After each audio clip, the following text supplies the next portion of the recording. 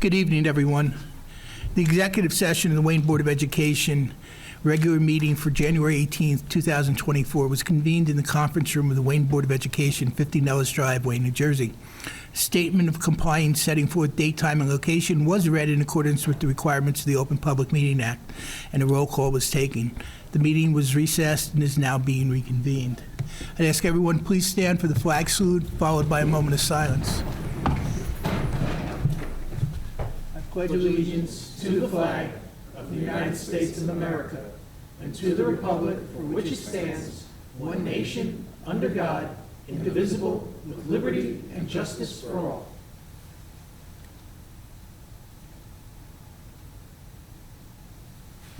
Thank you, everyone. Please be seated.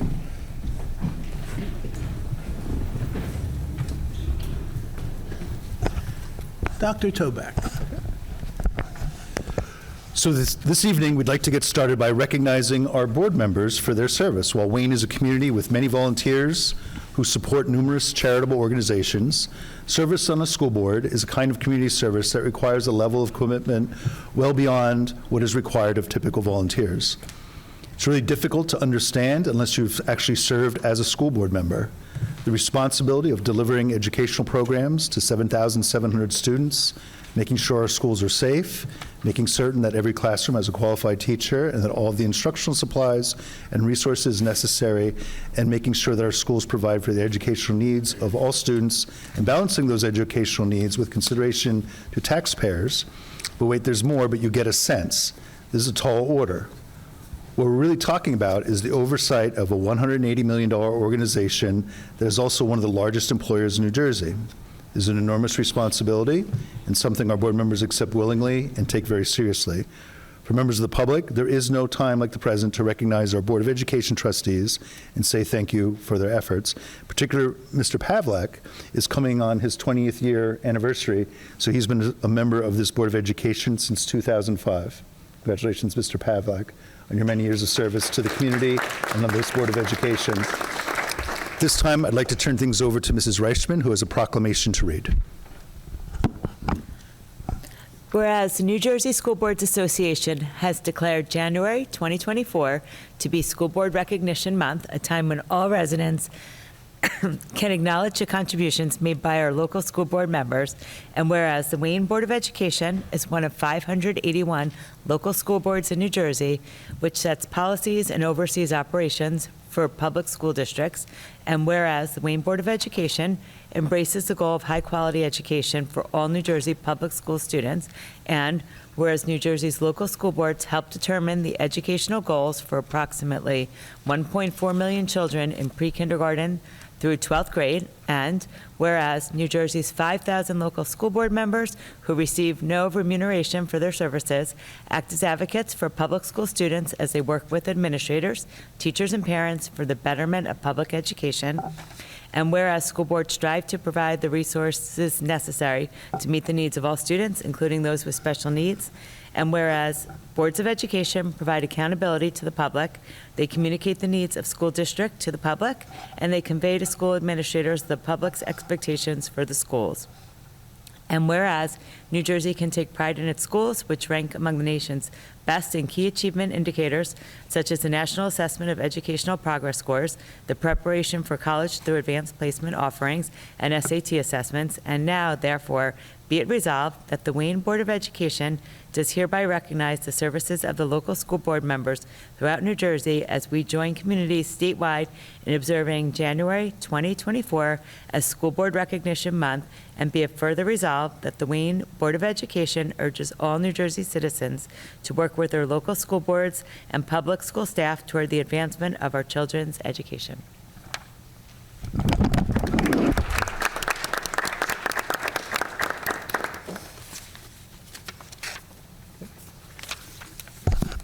So due to the referendum presentation and the time that will be required, I'd like to forego the superintendent report, although I am required to deliver the HIB report. So I'm reporting the following data related to harassment, intimidation, and bullying incidents in the Wayne Township Public School District. There were 6 incidents of HIB that were investigated since my last report, and 2 of those cases were found to be actual cases of HIB.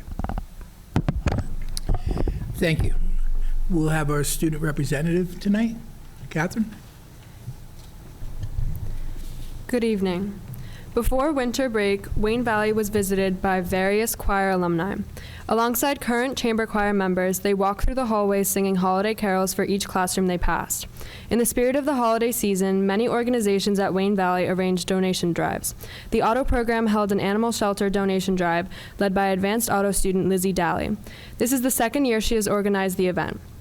The auto program is proud to have been able to give a substantial donation to FOWA Rescue of Wayne. The girls' basketball team collected gently used shoes, cleats, and sneakers at the Wayne Valley vs. Wayne Hills games. This drive was also in support of the Leukemia and Lymphoma Society team raising for research. The Wayne Valley swim team gathered new socks for His Helping Hands, an organization that aids the homeless and the less fortunate. They ran the drive at the Wayne Valley vs. Wayne Hills meet. Juniors Ainsley Phillips and Allie Roth were both chosen to be the 2024 Visionaries candidates for the Leukemia and Lymphoma Society. On Wednesday, January 10th, Wayne Valley students wore orange in support of their fundraising efforts. Wayne Valley held a technology expo at Anthony Wayne Middle School, which gave 8th graders the opportunity to meet high school technology students and learn about the various technology programs available at Wayne Valley. Representatives from the photography program, Wayne Auto, the engineering program, the graphic design program, and Wayne Valley TV came to the middle school to demonstrate what Wayne Valley technology has to offer. Congratulations to head girls and boys volleyball coach Jason Karsich, who was inducted into the New Jersey Scholastic Coaches Association Hall of Fame. Coach Karsich's athletic history is impressive, with multiple state, county, and league titles. Girls basketball star Olivia Isaacson has been named the 2024 National Girls and Women in Sports Day Award winner by the NJSIAA. Congratulations to her for her hard work. The Wayne Valley wrestling team won back-to-back meets with a score of 46-27 against Demarest and 48-24 against Paramus. Adam Souze and Sean Vandelinda both had 2 pins, and Adam Janook had 2 tech falls.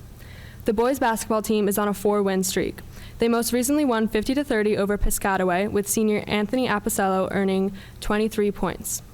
Girls basketball is on a comeback with their 52-45 victory over Kennedy.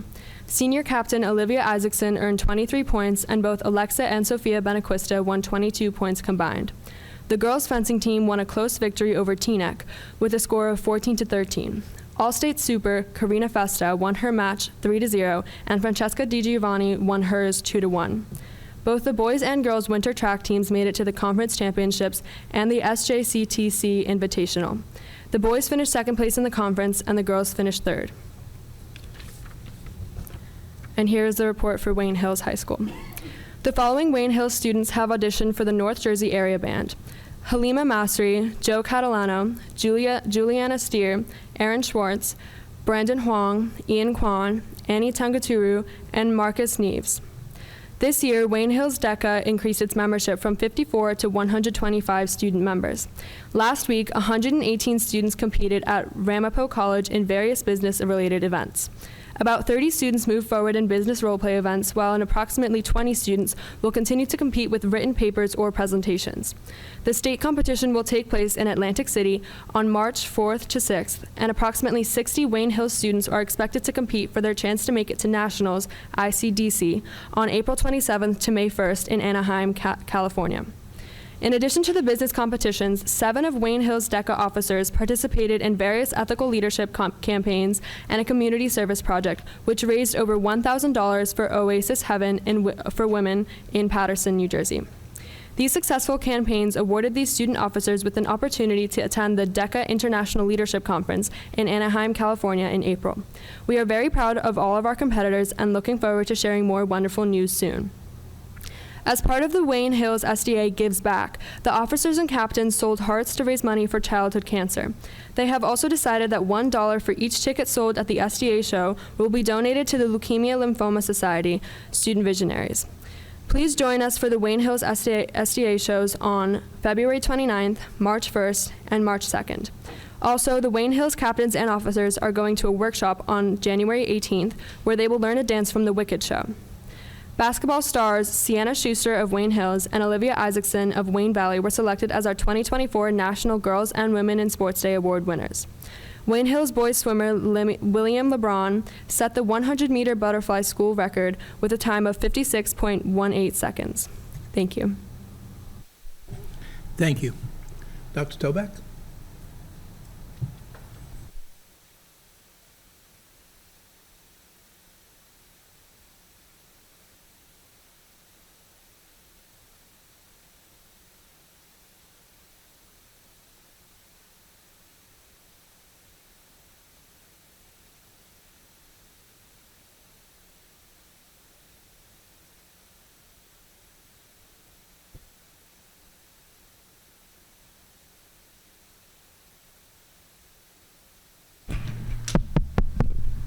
Okay. Okay, everybody ready? Yeah. Everybody ready? Okay. And Robin's ready? Okay. So I'm very proud to serve as your school superintendent for the past 10 years, and during that time, I've come to learn so much about the community and its school system. Your schools are a point of pride, and to this day, virtually every Wayne resident says that they moved to Wayne because it's a great community, but mainly for the school system. That tradition continues with a new generation of parents who have children in our early childhood center that continues to grow in leaps and bounds.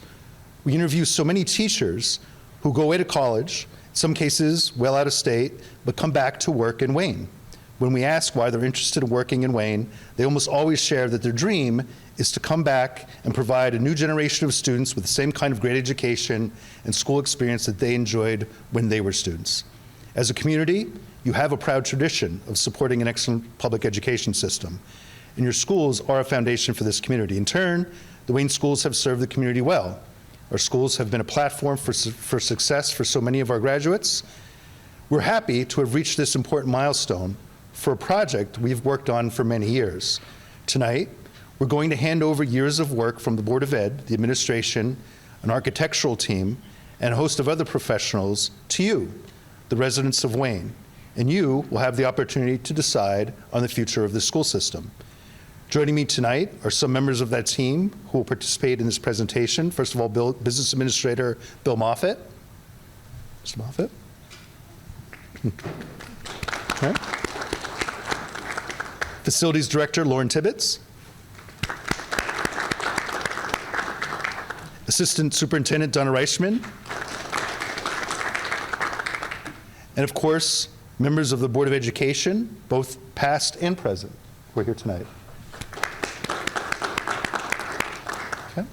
So times change, and the Wayne Township Public Schools have also evolved from a small system supporting a largely agricultural community to one of the state's largest and most successful suburban school systems in a thriving community that is the economic hub of Passaic County. More change is coming with new construction of high-density housing that, with nearly 3,000 new housing units, will increase Wayne's population and our school enrollment. So we have a strong school system, and our goal with this referendum is to pass that strength on to future generations who will benefit from this great public school system.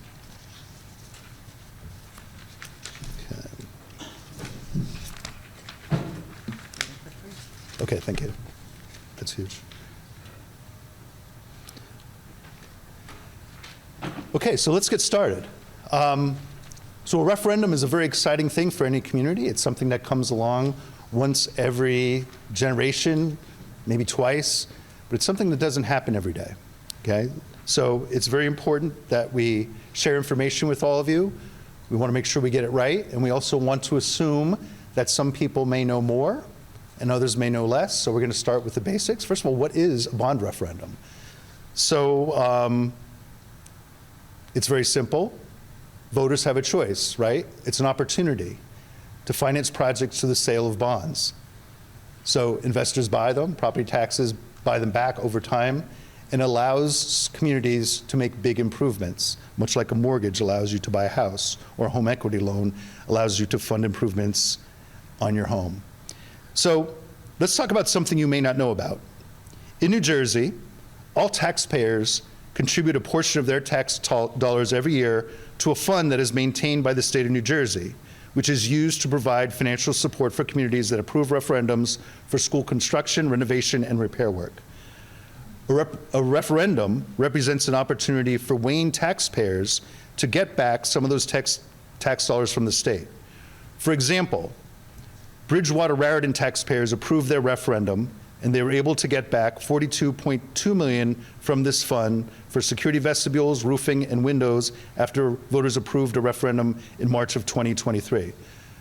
Closer to home, Clifton taxpayers were able to take back $55 million from this fund for security vestibules, restroom renovations, window replacements, HVAC work, after voters approved a bond referendum in 2021. In our case, the Board of Ed spent months and was very careful to select projects that would allow for a maximum of state aid, and in our case, a referendum approved by voters would allow Wayne taxpayers to take back $39 million from this fund to support school improvements. In this way, the Board of Education was able to multiply the value of every dollar contributed by local taxpayers. Okay. So we're going to get a little bit more into the actual facility work and what we are attempting to do with this proposal.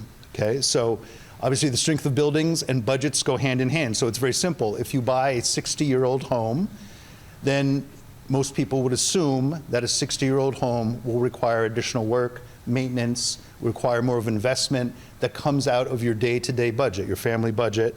Whereas if you buy a new home, or a home that was built in recent times, or a home that was recently renovated, then you probably can operate with the assumption that if you buy that home, you're going to spend a lot less in terms of maintenance and repairs out of your day-to-day budget.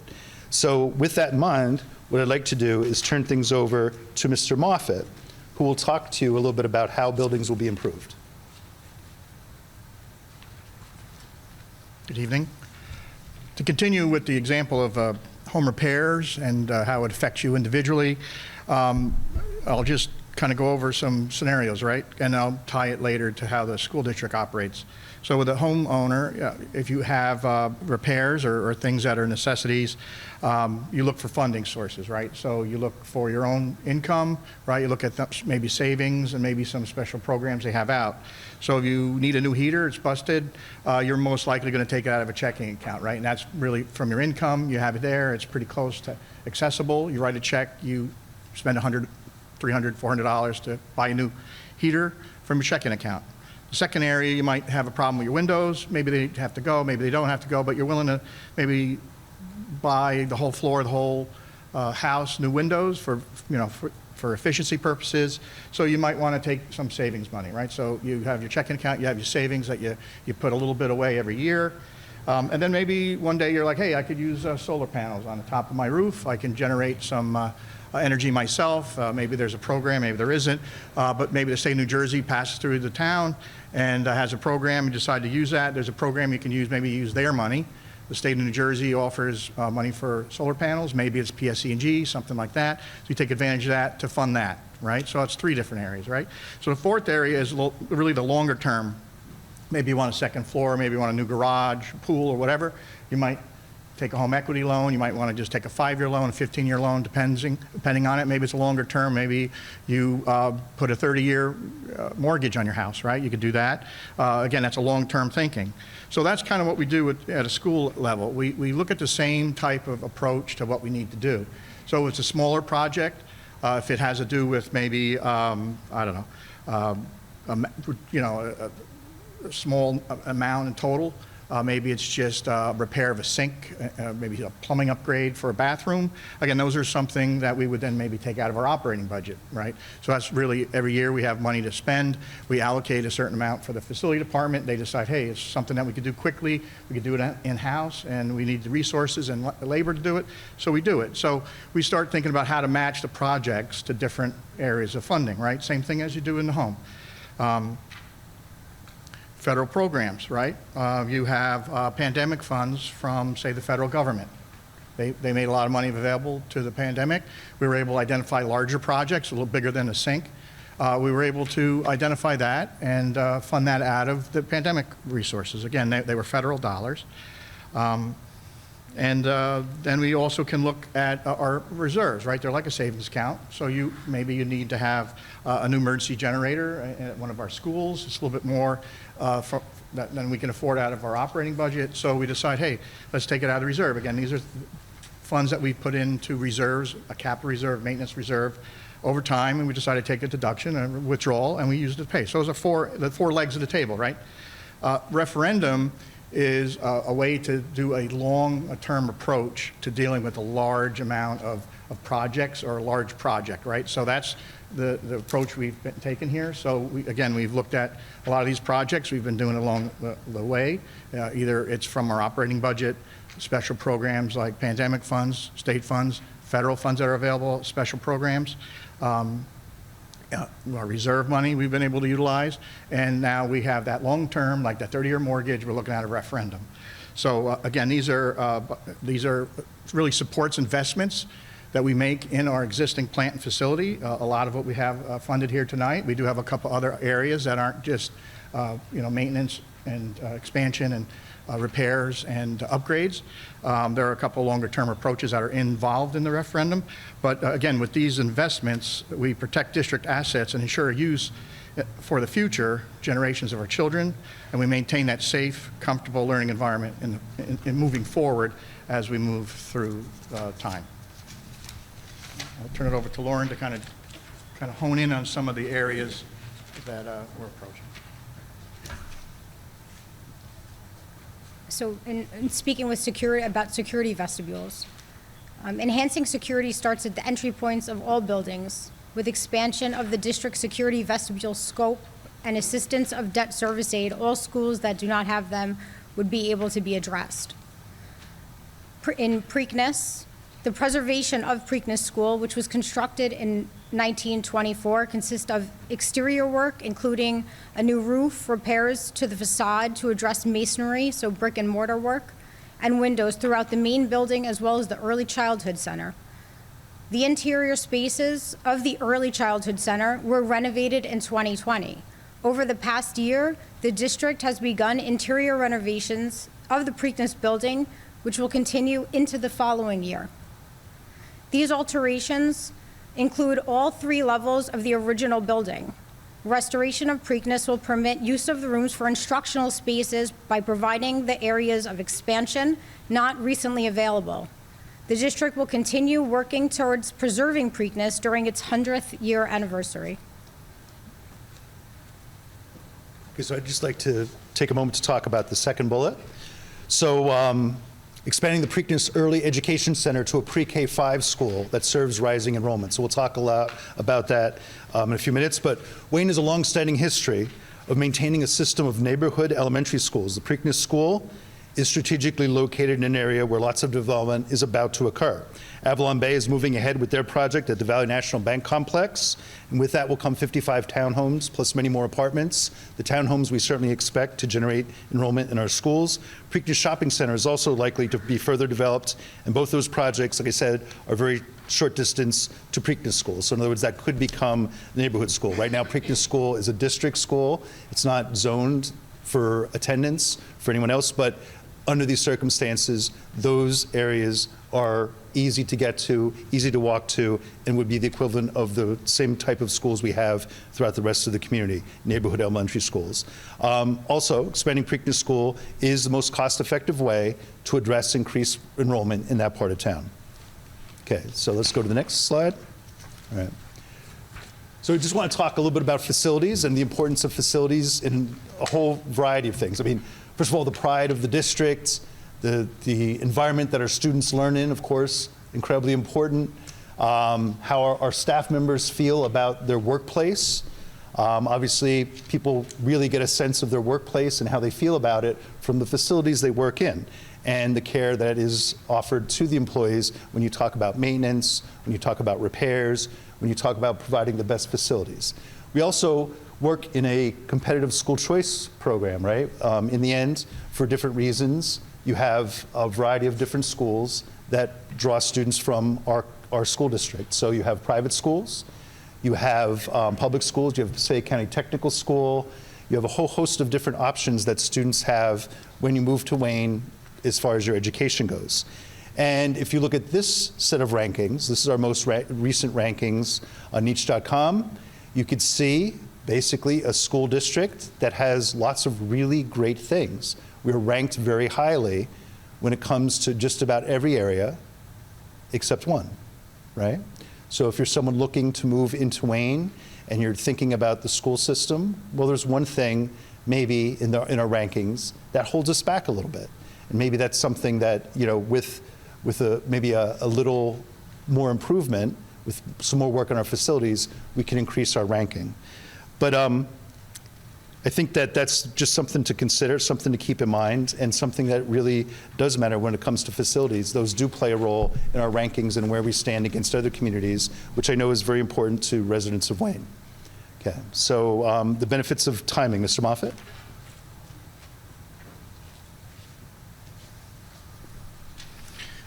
So timing is big. A couple of years back, it seems like a decade ago, but it was before the pandemic, the board had identified a time where it was right to really consider a long-term approach. So they as a board, just really had some goals, right? So the first goal was to take advantage of the time, and the timing is basically to fall off of debt. They wanted to minimize the impact to taxpayers, so they wanted to add that to the mix. And they also wanted to maintain the financial stability that they created over the years. So they wanted to make that a clear set of goals that we did moving forward, that we accomplished.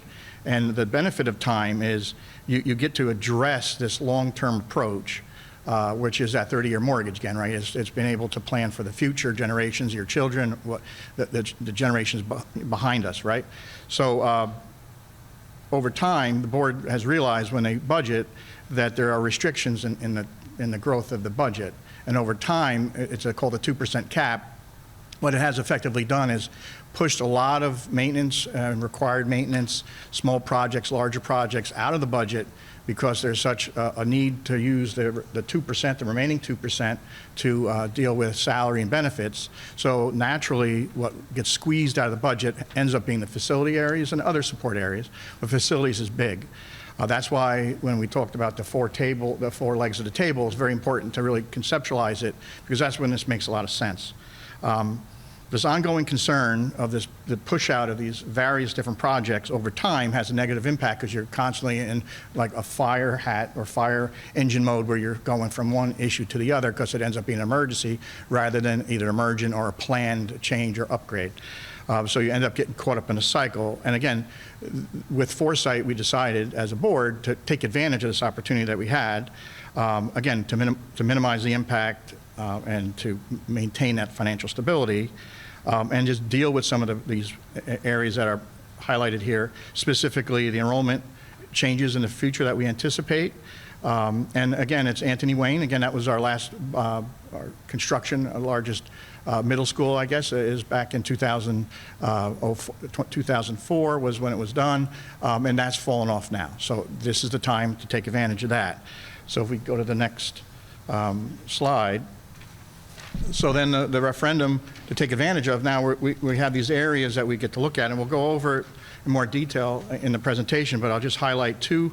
As on the left side on the bottom there is site work. So what we've learned, we went and part of a review process with some board members, we would go each day, we would hit a school and look, and the common issue that we noticed on our walkthroughs is the drainage issues at most of our sites. So there is money set aside to deal with a lot of drainage issues at various locations here in district. One in particular is on the next side is the Anthony Wayne stabilization. That's how we are approaching it. Now this is an issue where there's this long-term crack in an area that's close to the stage and the kitchen area, if you're familiar with the site. If you're going into Anthony Wayne, it's to the left of the property on the building side. And we've been monitoring that over time. So what referendum money will allow us to do is to continue to monitor this possible settlement issue that we're still trying to understand better so that we can address it.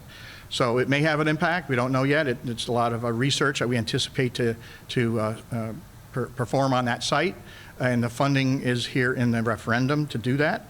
And if we find that there are areas that need to be addressed or remediated, there are resources within the referendum to address it immediately. So that is something that I just wanted to highlight before we go into the next series. And just to confirm that Anthony Wayne, if there's something that we identify, we'll address it immediately. So with that, I think I'm going to turn it over to Lauren.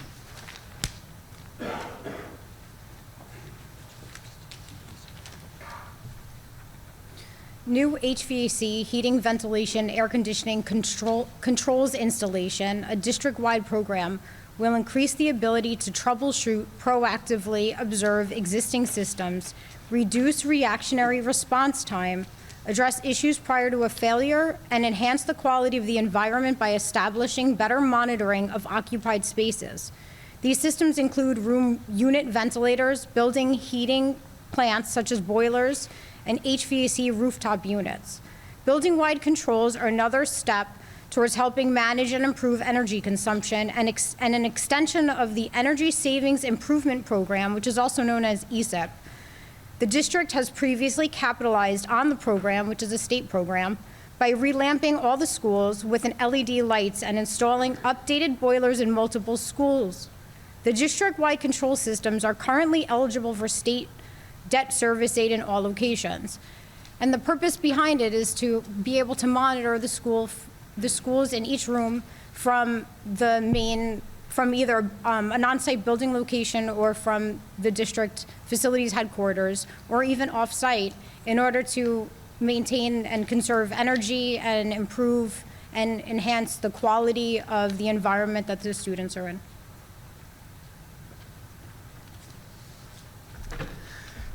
This is one of the most important slides in my mind. When we started the school year in September, Dr. Toback used our Thought Exchange software. He launched an exchange to assess what was on the mind of parents as their kids were returning to school. We had 790 people share their thoughts. I remember we were watching it light up. The 8 thoughts that rose to the top were all about safety concerns. And we know, we talk to parents every day, safety is always on the mind of our parents, our teachers, and our students. They hear and they see what happens in the news, and they're very much aware of all of the practices we put in place. We partner with the Offices of Emergency Preparedness. We have changed all of our protocols. You know, as parents, you cannot get in our schools without an appointment. We ask you to leave things outside. We're very, very diligent about making sure our buildings are secure and safe every day. On this slide, you see in 2015, there was a referendum that failed by 22 votes to build security vestibules at each school. Through our own budget and the hard work and diligence of the board and the superintendent, we were able to also take advantage of grant money, and we have built security vestibules. We've been chipping away at Wayne Valley. We have at Anthony Wayne Middle School, JFK. Those are our most recent ones. Ryerson is still in progress. You know, many of the schools were built over the years, and we had to prioritize based on the proximity of the main office to the front door. So we had recommendations from the New Jersey Department of Education. When they came in, we looked at, you know, who is getting in and how close are they? Can we see them at the door? In some of our schools, you can't. You're walking down a hallway. So we had to think about that a lot.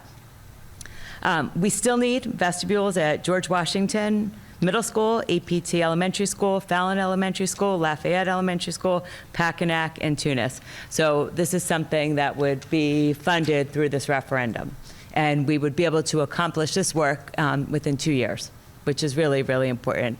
You can see we started in after 2015, and we've been chipping away.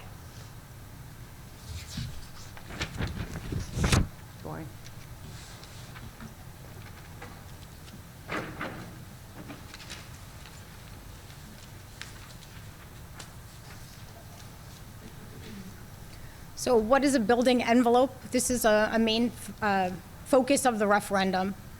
And a building envelope includes facade, walls, roofs, windows, foundations. And they're the primary barrier between the interior and exterior environments. Throughout the district, many school roofs have exceeded their useful life, no longer are warranted, are insufficient in protecting the building as an asset. These deficits lead to interior leaks, which hinder student learning experience and produce conditions that are well below optimal levels. New windows, roofs, exterior brickwork will safeguard the building and at the same time promote an environmental sustainability and energy efficiency. And again, all these building envelope projects qualify for state service aid with the referendum.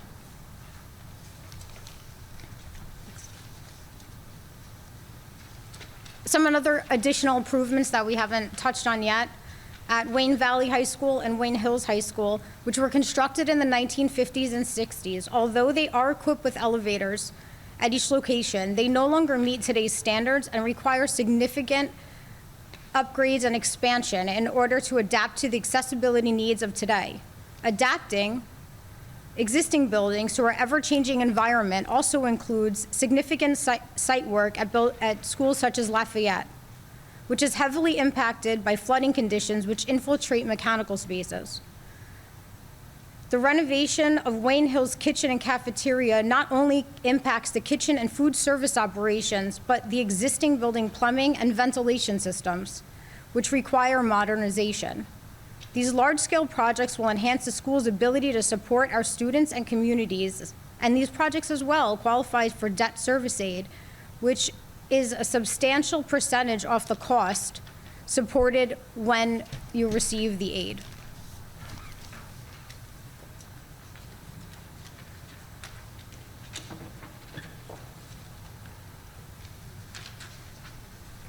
So as you can see, some of the funding for the overall referendum is targeted to athletic facilities at both of our high schools. They are in need of an upgrade.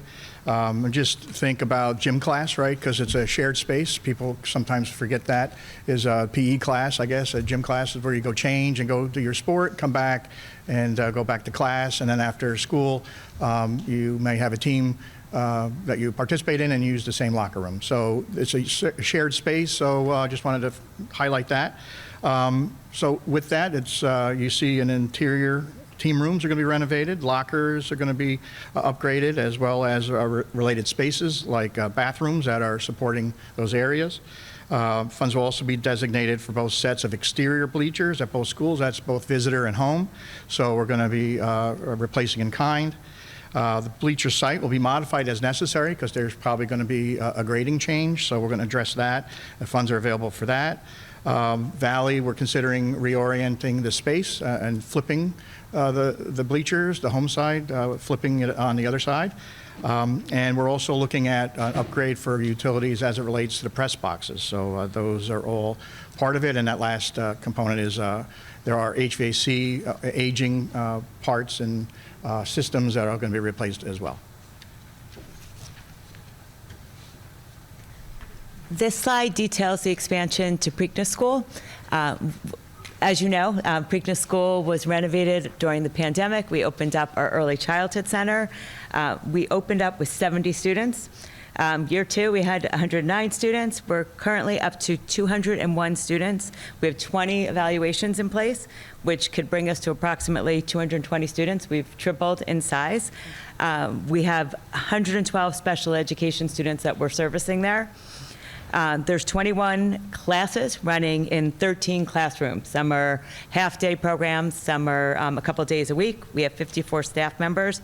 We're really proud of the work. It keeps attracting more and more interest from the community. It's really a premier and state-of-the-art preschool. The vision we set is a vision that we met. We set a very high standard, and I think we exceeded it.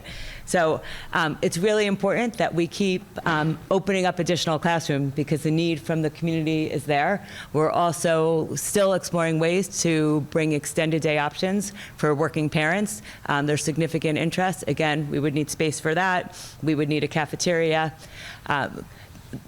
This expansion would include 24 additional classrooms. So for the first new housing development that's projected to go up, we would be able to house pre-K through 5 students. We would open up new classrooms for our preschool, and we would have lots of space for small group instruction, related services, and just meeting all the special needs of our students.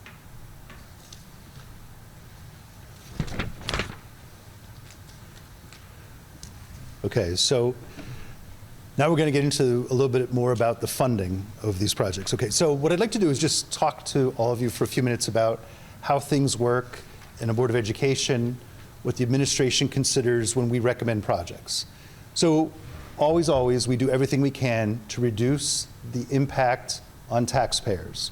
We save as much money whenever we can. We stretch every dollar as far as we can possibly stretch it. So in this particular situation, you have some things that are very favorable when it comes to public finance.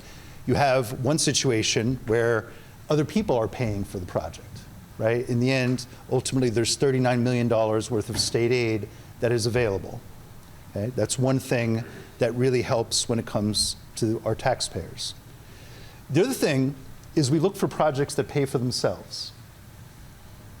Projects like window replacements, projects like door replacements, projects like roof replacements, and you heard from Mr. Moffett and from Mrs. Tibbetts, there's a tremendous amount of work that really adds up to the different types of projects that pay for themselves over time. So ultimately, you get your money back. In some way or another, you get your money back with energy savings. So that's also an important factor. But there is a unique factor that exists right now. Could you go to the next slide? That has to do with Anthony Wayne Middle School. Okay. So in 2024, we will be making the final payment for Anthony Wayne Middle School in the amount of about $2.6 million. And after that point, we will fully own Anthony Wayne Middle School. Bonds will be paid off. And those funds and the use of those funds will be unencumbered. In other words, that's money that's available within our budget. And it's something that can be applied, can be reinvested. Okay, so the idea is that there's an added bonus to everything I've been talking about, is that there's the ability to simply take that money, reinvest it in these new projects, and by doing so, you reduce the impact of these proposed projects, the referendum, you reduce the taxpayer impact, and so that's something that is enormously helpful. That helps keep the costs down, and it also, in combination with all the other things I had just mentioned, make it very favorable to move ahead for the community. It's really some of the best circumstances that you can find when it comes to a referendum. What are the circumstances that you would have for an ideal referendum? Really, most of them exist here in Wayne right now, especially with the expiration of debt for Anthony Wayne Middle School. Okay. Bill, you're going to come up.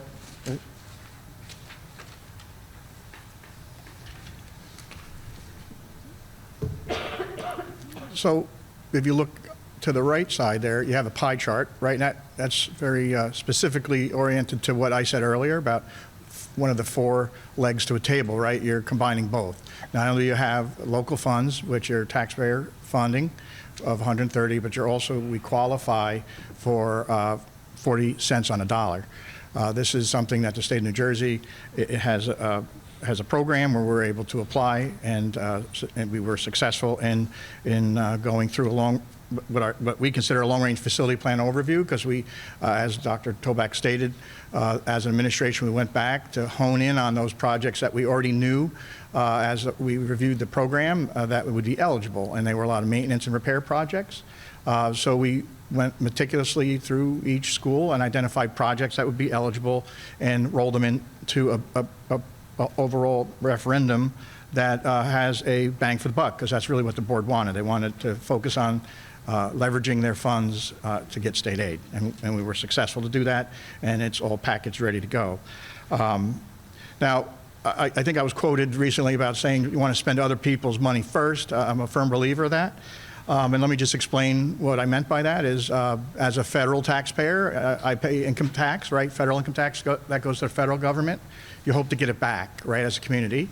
The state of New Jersey, again, they raise taxes. How do they do that? Again, income taxes and state sales tax, right? So that goes to state coffers. And then you have the county. They have property tax, a portion of their property tax. They take the money and you try to get that money back. So this is a way to do that, right? So that's other people's money, because I'd rather spend federal dollars that we've already kind of paid and contributed as a community, try to get that money back, either in a form of federal subsidies or programs, or in this case, the state of New Jersey. So all the state taxes that we pay, the income tax and the state sales tax, we're kind of getting back. So we wouldn't normally get it back if we didn't apply for it and receive this type of funding for a referendum. So that does subsidize what we're looking to do here as a community. So it is all packaged up for us. It has been reviewed by the Department of Education. They've approved it. They've given us a official approval letter, and we can move forward as part of the referendum. And it's just a way to really stress to the audience here and people at home is that it's ready to go now. It's a pre-approved, if you like to look at it. We got a pre-approved loan, or whatever you want to call it, and we're ready to go. And that's all part of what you're going to be looking at today. And when we talk about state projects and yeah, it's funny, you get prepared for a presentation like this and a board member or someone on administration says, how many projects have we done with other funding sources? And what I've said is state programs, maybe federal programs. I kind of did a quick, Lauren and I and Cheryl Bldg back in my office, we ran 45 projects since I arrived to district, which is 2018 to 2019. I'm just going to highlight a few and just tell you the sources. So there was state security money, so we were able to identify projects for that. So we were able to do the security vestibules at Wayne Valley. We were able to do the security vestibules at John F. Kennedy and security vestibule Anthony Wayne. That's a way to utilize those funds, and that's what we do. That's part of how we address our capital needs, right? From our reserves, capital reserve. Another one is when we went to block scheduling. That was funded through our capital reserve. Again, the use of saved money that we have as part of that table, right? 4 legs on the table. We did some renovations at the Early Childhood Center, capital reserve. So we have a new wing, we renovated it. We were able to relocate the preschool program, and we could expand a kindergarten, and we used the capital reserve for that. The Next Generation Science Lab program that was instituted well before I was here. We continue to do that every year. 2 projects, Hills and Valley, where you hit in one high school, again, capital reserve. Maintenance reserve, a relatively new reserve that we've instituted since I've been here. APT, partial roof. It's about $1 million right there, just that one maintenance reserve.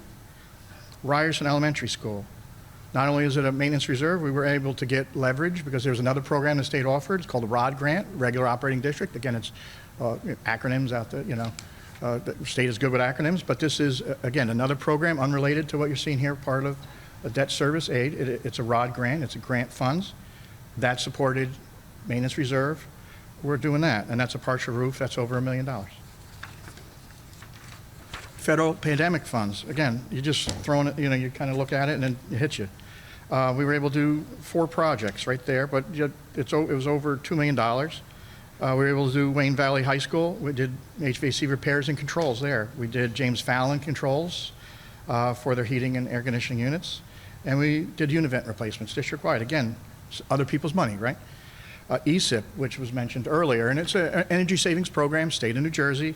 The really 2 rounds of ESIP money.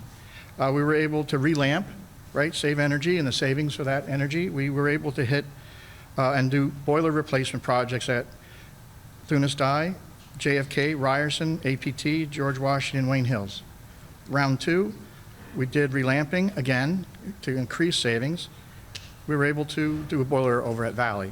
So these are other areas that we're not talking about tonight, but when you think about how we're trying to leverage everything we have and use all of those methods to fund these type of improvements, we're doing that. And we're 45 projects in, so we're very proud of that. So with that, I think I will flip the page, and that's where we are now. Only 4 projects out of all the projects in the referendum did not get approved by the department to be eligible for any type of funding. That's it. The 2 team room renovations and bleachers. That's it. The 4 projects there. For $39 million. Again, it's ready to go, and it's part of the referendum. If you go to the next one, the tax impact, average house, $230,000, $370 a year. That's an annual increase. Separate tax levy, that once the referendum is passed, there's a separate tax levy as part of our budget, and that repays the principal and interest. The first bullet is you really need to look at your tax bill to see, to kind of get a better sense of where you stand, because you might not have what is the average assessed value in town. So try to reacclimate yourself with that. I'm sure it's one of those pleasant things we all do as homeowners when you wait for your tax bill. But you can also check, and you can enter some information in, or at least get some information as a reference point on our website. That'll be available soon. And again, I think I'll turn it over at that point to Dr. Bldg.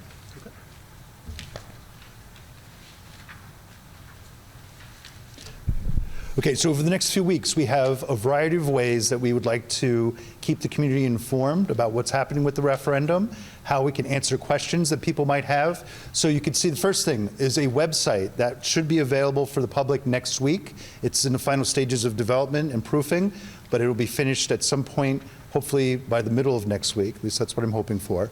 We also have a community forum that's scheduled for 7 p.m. Thursday, February 15th. That's an in-person event at Hills High School, live streamed and recorded.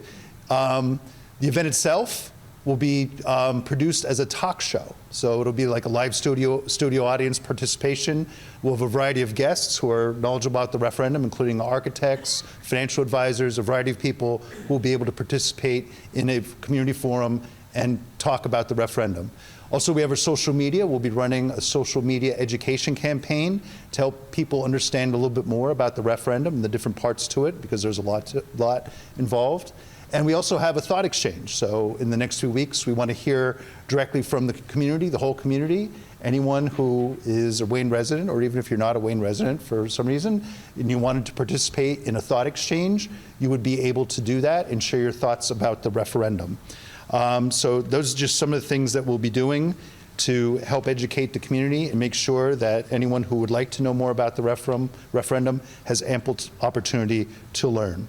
Bill, you're going to talk about key dates for voters, right? This is pretty quick. February 20th is the voter registration.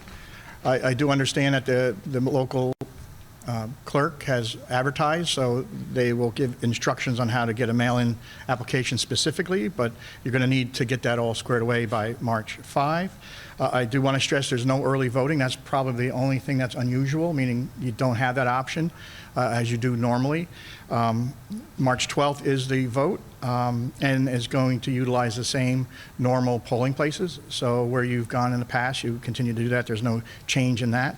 And if there's any question on forms that you're having an access issue, and as we have mentioned, they'll be available on our website. So if you can't find the forms at your local, either the county clerk's office or the town clerk's office, you could get them on our website.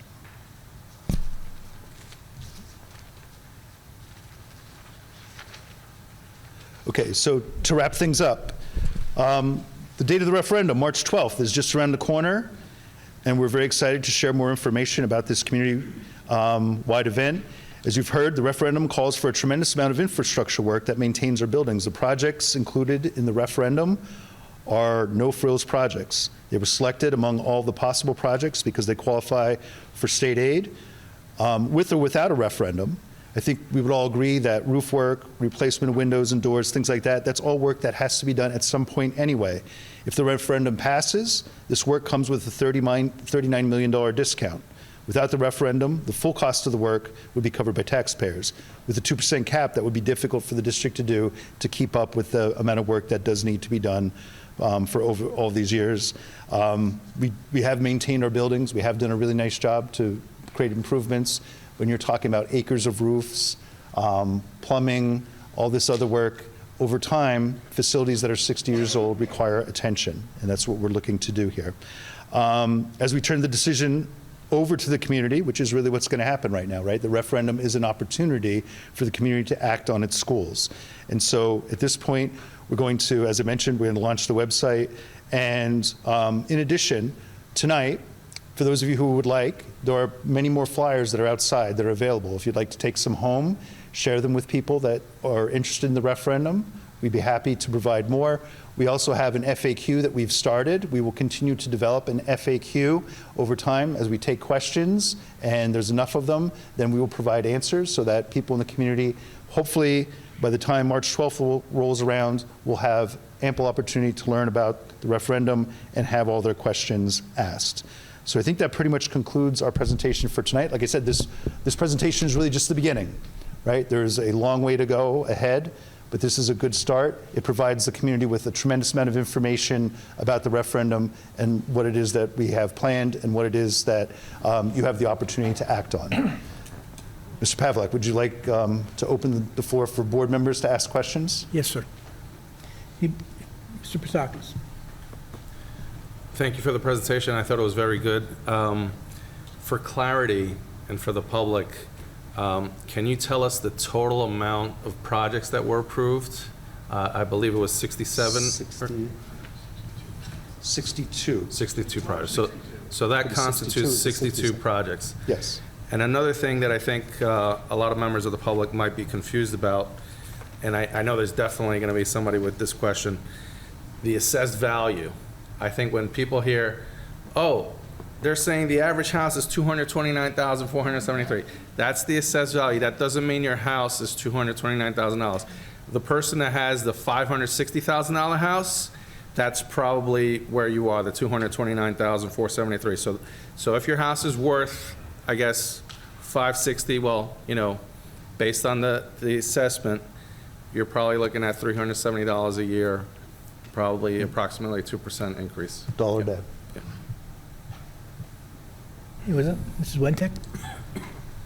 I just want to thank the administration for all the work, for not only this presentation, but all the work that went into putting together the referendum. And I have to say, I'm super excited for the open forum, the way you laid it out, Dr. Tobak. That sounds amazing to me, and I hope everyone in the community takes the advantage and opportunity to come and ask your questions. I think that would be great, so thank you so much. Mr. Battershell? So my first question is around the 370 on the average assessed value. Does that include the Anthony Wayne roll-off?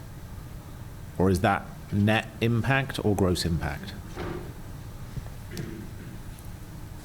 We base that on the average over time. So that would only really benefit the first year, but we decided to focus on the 370 is without it, if you could say, but it's the average over time. It's how you pay each year. That's roughly how it would be. So 370 each year, but this year they're paying, normally over the past 20 years that we've been off Anthony Wayne, how much have they been paying over that period of time? Well, that's the average. So it's like 370 over time. Right. 370 over time. Yeah, an average.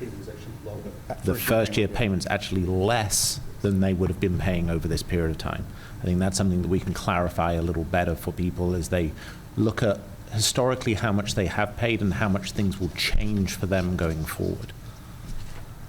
The other thing that I wanted to say as a comment on this, if you look at the number of storms that we've had lately and the amount of water that gets put into our schools, not just from the roofs, but from water runoff and all of those things as well, that's why the building envelope is so important to us. Once water gets into a school, you're not just paying for the roof, you're not just paying for these projects, you're paying for renovations inside of the school, you're paying for repairs to equipment. That increases more than even the 39 million that we are trying to save by passing this as well at the same time. Thank you. Mark? Mr. Faber, I'm sorry. Hi. Thank you for the presentation. I learned a lot about it. So I have a question about it, and kind of piggybacks off of what Ryan was saying about the storms, because that's something I've seen, you know, where I'm getting water in certain, like in areas of my house where I haven't seen it before, and it's, you know, we have issues with settling and things of that nature. Let's say the referendum wasn't to pass, and all of these projects, like you have a catastrophic situation where a roof collapses, or, you know, something, or like Anthony Wayne, and there's a big problem where that has to be dealt with. How would you figure out, like, how would the board come up with the money to do something like that without having the benefit of this as a situation? Like, how long would it take to potentially raise enough funds to be able to do this wish list? No, not even a wish list, but the required stuff. Because I know we have that 2% cap, and the majority of that's eaten up in other places. So, like, how would we actually manage something like that without this? So I don't want to create like a doom and gloom scenario. That's my nature. Hope for the best, plan for the worst. No, I understand. But it would be a very difficult situation. You have reserves. You have a significant amount of reserves. If the amount of funding exceeded those reserves, then you cut your budget. You reduce your budget wherever you can. The expectation from the Department of Ed, because you would declare an emergency, right? And with a declared emergency, the Department of Ed allows the board a lot more leeway to pull money from different areas to cover those kinds of damage. You have insurance. So if there was an insurance company might be able to help out with some of it. You might cap out depending on how catastrophic the damage is. So the district is in position to deal with different types of situations that you might be able to consider catastrophic. However, that would have implications for years down the road. So in other words, any kind of reserve that you once had, any kind of project, all the different things that we spoke about when it comes to funding projects internally, going on with science labs, with that project, working on security issues, any of the things, including staffing issues. You would have staffing issues, and staffing issues in the sense that you would have to probably let go of staff, which, depending on the circumstances, sometimes those cuts can be painful. So there's a variety of things that you could do, but none of them would be pleasant. So ultimately, it could snowball into making things much more difficult and, ultimately impacting the quality of the education that we can offer. So There's an impact on the school system. It's hard to say exactly how much or how far it would go. We had a situation at Scholar Colfax where we had a major problem with a broken pipe. Okay, the broken pipe was leaking during a break. There was no one who knew about that broken pipe. A lot of that was covered by insurance, but it didn't exceed our insurance coverage. So we were fortunate in that respect. You've had, what is the name of the district, Kathy Gainer's? So you have examples like Cresskill High School, right? Cresskill High School was closed for years due to a lack of funding that resulted from a flooding situation. So you've probably read about that, you've heard about that, Cresskill High School, right? It's a very difficult thing. So it really does depend. It depends on the extent of the damage. It depends on other circumstances, limits of insurance, things like that. Thank you. So, for another point of clarification for the public, this is not a permanent increase in property taxes, correct? No. Going to, yeah. So this is going to be an increase in property taxes for the duration of the bond. So 20 years to 25 years, then it goes away, just like the Anthony Wayne bond disappeared. Right. Yeah. Right. Right now, the assumptions are either to 2025. Right now, the financial advisor is suggesting a 25-year payback. Again, and there's options over time where you can refinance it. I think the board has taken advantage of refinancing, I think, Anthony Wayne debt, where they were able to really reduce it after they floated the bond. And it's all how you structure the debt. And to build on what Mr. Batchel asked, that average home in Wayne for $370 a year, does that include, and going back to the strategic timing, I think we're in a really good strategic place right now where we have an inverted yield curve.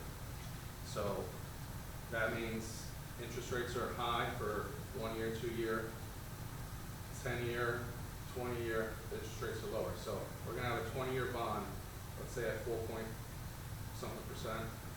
If we invest that $160 million that we receive in proceeds, we could put that in a CD or something like that at 5% or 5.35% or something if we lock it in for like a year or two. We will receive interest income. So that interest income is not included in the $370 per year, right? Okay, you're going into some hypotheticals because we haven't structured the debt, but normally, and I think if you talk to bond counsel, they would suggest there's a way that you could reclaim that interest in various different ways, whether to pay down existing debt or to utilize it for over budgeted projects, I should say under budgeted projects, right? So if you go out for a project and say it's a $2 million project that we estimated, and it's say it's $2.5 million, there's a way that you could also utilize interest funds that are generated with what you're saying as on deposit before you use it, and as it just generated, you would claim that back to cover that over budget situation. Does that help? Yeah, it's not really hypothetical. I know Franklin Lakes is doing the same thing. So Franklin Lakes did a bond referendum and they invested the money. Yeah, I think I meant when we talk about hypotheticals, it's about how you structure it. I know the board has wanted to minimize impact on taxpayers. So you could also, and that's what Mr. Batishil is suggesting, is that we considered to soften the increase over time to minimize the impact, which was do a shorter payment, I'll say, in the year in the gap, right? So you would just step up payments and then you'd level off. But again, I don't want to lose people. These are how you structure your debt. You could do that over time. Like you said, if the yield curve changes in the next month or so, or before we sell bonds, it might change with the market. Mrs. Wentek? Oh, well, Mrs. Wrigley, okay, Mrs. Wentek. Yeah, I just wanted to mention, we heard Ms. Reichman talking about safety and security was on top of everyone's mind, and a lot of these projects would support those wish lists from the parents. I know I've been a big proponent of the bleachers, so that's one big or two big safety projects there, and all the vestibules and all that stuff. So I want everyone to kind of keep that in mind. All the things that we're trying to do is only to help for the security and safety of the students and staff, and I think we need to put that out front. Thank you. Mrs. Regoso? I'd like to thank the administration for this awesome presentation on the referendum, and I'd like to ask all the parents, it's a lot to take in, but I'd like to ask all the parents, please come to the forum, bring your neighbor, make an evening of it, hit the diner afterwards. This is important. This is our future. This is the future of our students. And we're sitting up here asking you to help us help you. This has a lot of good safety features, like Mrs. Wentic said. This does include the bleachers. We've been talking about that for the last few weeks. So please, please come to the referendum and bring your questions. Thank you. I too would like to say thank you for the presentation. It was very, very detailed and very informative. Part of being in a community is, you know, these things have to be addressed. And as a community, you think about how this will affect the educational system here in Wayne and the safety and so many other things that many parents, myself, and just talking to people have felt concerns about. So I think, too, it is a great idea to come out to the community forum, and ask your questions. Everybody will have questions. Don't be afraid to ask. I think everybody here is very open-minded, the administration, too. We want to hear, and we want to get some feedback. So thank you again, and thank you all for coming tonight, too. Appreciate it. And thank you for dedicating today as the Board of Ed Member Day. Thank you. That was sweet. Awesome. Mr. Giordano? Thank you. First thing to the administration, great job of the presentation. I really appreciate what you've done and the time you put into this. I've been on this board and off this board for 4 years, and one of the things that I've seen a lot of emails, a lot of personal contact from the community, and we are very cognizant about our rank and where we sit in the state and where we sit in the country, where we sit in the county, how we rank in sports, how we rank in academics. You saw me go and ramble on about all the great things we have here in Wayne, and we made it to tap into. Thank you, sir. Appreciate it. I put my name on that one. I appreciate it. But the one thing that keeps coming back to me is they said, this is such a great community. Why aren't we even higher? How come we're not in the top 60? How come we're not in the top 50? Why aren't we the top school in the state? And in a lot of ways, we are. And I'll be the first one to go up against some of those private schools and say, well, I'll take my teachers and my students against your guys anytime here. But when you look at niche.com, and that's just a reflection of a lot of them, academics, A, sports, A+, teaching, A, facilities, C+. So the thing they were always asking me is, how can we do things better? What can get our rank higher? You now see it. We're looking at the one thing that we can really plug up and really improve on here, and putting us up to a B, putting us up to a B+ in facilities. God knows how high the rankings would be because we're so phenomenal in everything else. This is what we call a glaring need in an educational community, and it's one that we can fix, and we're saying, how do we do it? It's right there. So please come out, ask your questions at the community forums, and one of the questions you answer yourself is, how high can we go? We'll know after this referendum how high we can go. Thank you. Anyone else? I thank the administration for the hard work they put in. This has been a long road that we've been on. We've been talking about this for a long time, and it's time to stop kicking the can down the road. We look at, as Ms. Tippett said, we have a school that's building that's 100 years old. We had a window fall out of the building the other day. All right? And again, I don't want to play doomsday, what if, but when we look at it, we look at the increased class sizes or enrollment that we're getting over the past 2-3 years that we had. Our demographic study never took into account all the people who moved here during COVID, who have children, who weren't in preschool. We lost those numbers because when they do a demographic study, one of the things they look at is where children were born and where they live. So when we had a lot of people coming in from New York, Pennsylvania, wherever, those children were not accounted for in the last demographic study. So that skewed the numbers a little bit. Where they were telling us we'd be on a decline now, we're on an incline. One thing, and over the years, we've looked at different options. Okay, how much to build a new school? Secondly, where are you going to build it? If you have to buy the property to build it, you're adding a couple million, hopefully that's it, onto the price of the building. So that's not feasible. There's no way we're coming to the taxpayer saying, listen, we want to spend $100 million on building a school. Not feasible. We looked at other alternatives. We looked at vacant office buildings. You say, yeah, easy, just put classrooms in.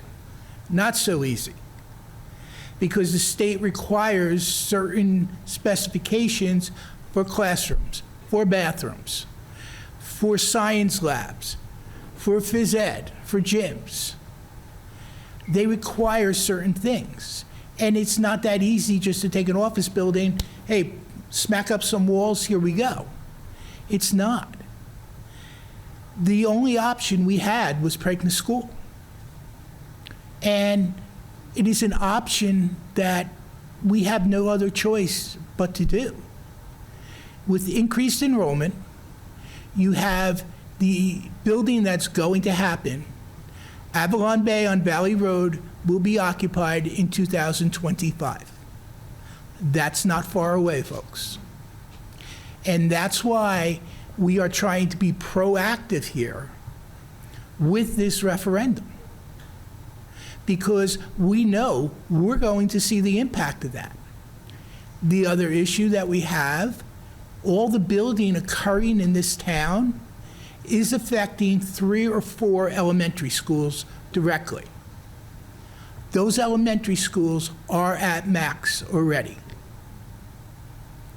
You have art on a cart, you have music on a cart. You've lost music rooms in schools to have a proper educational classroom for children, rightly so.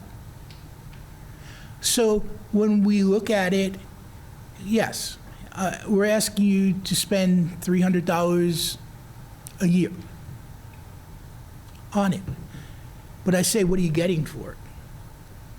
You send your tax dollars down to Passaic County. What are you getting for it? Don't drive on the roads. There's a pothole on Oldham Road that your car's going to sink into. What are you getting for it?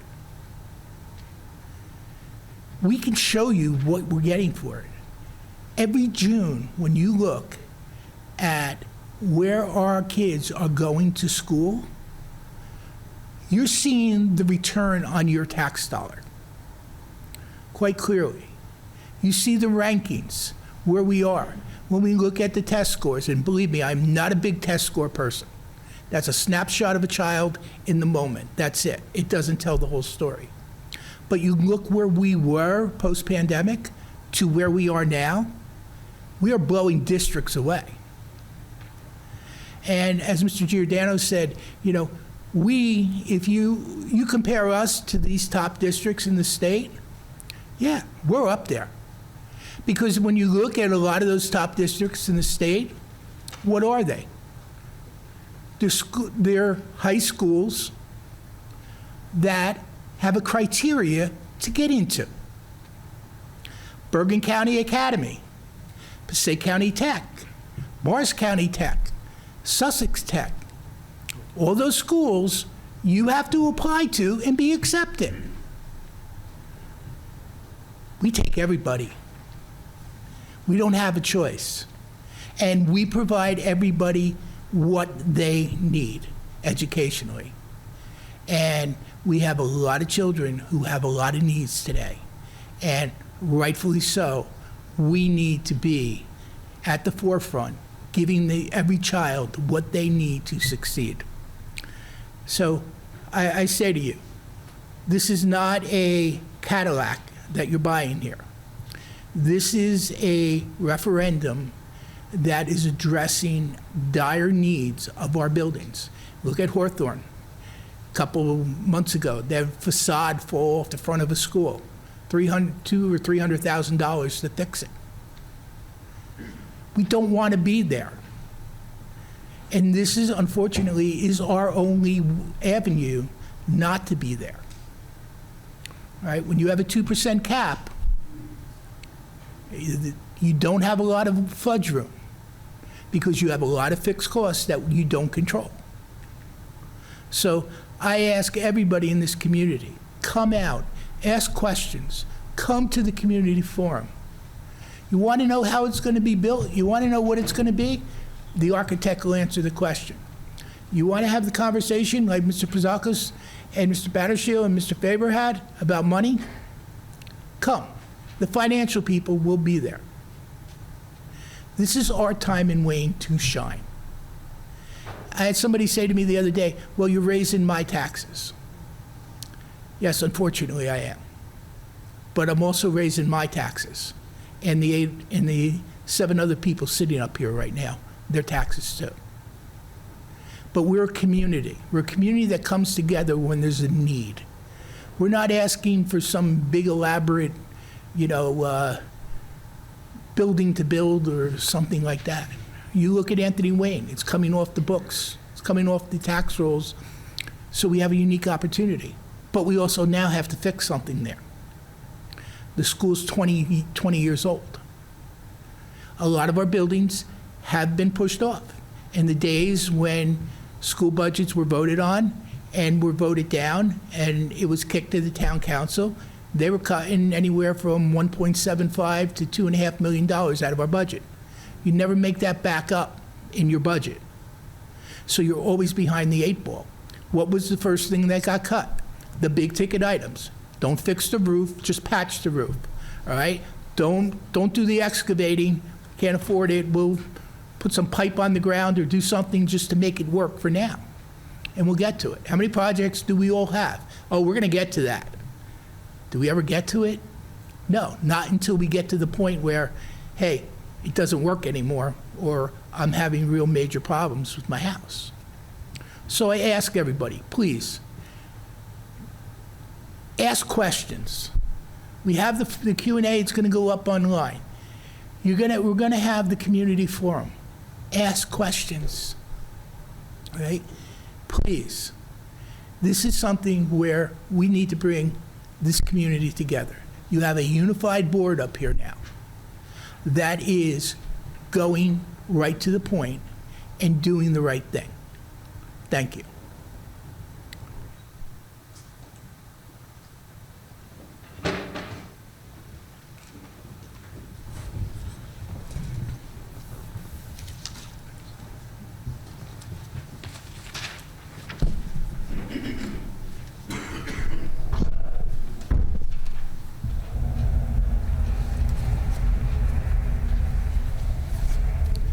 Mr. Moffett, revisions to the agenda?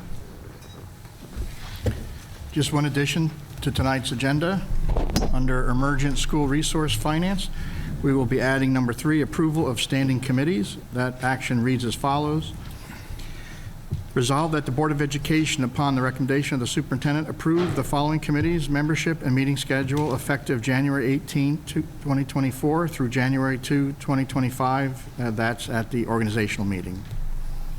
And that is the only addition to tonight's agenda. Thank you. This time we'll open to the public for agenda items only. This portion of the meeting is open to citizens for comment on agenda items only.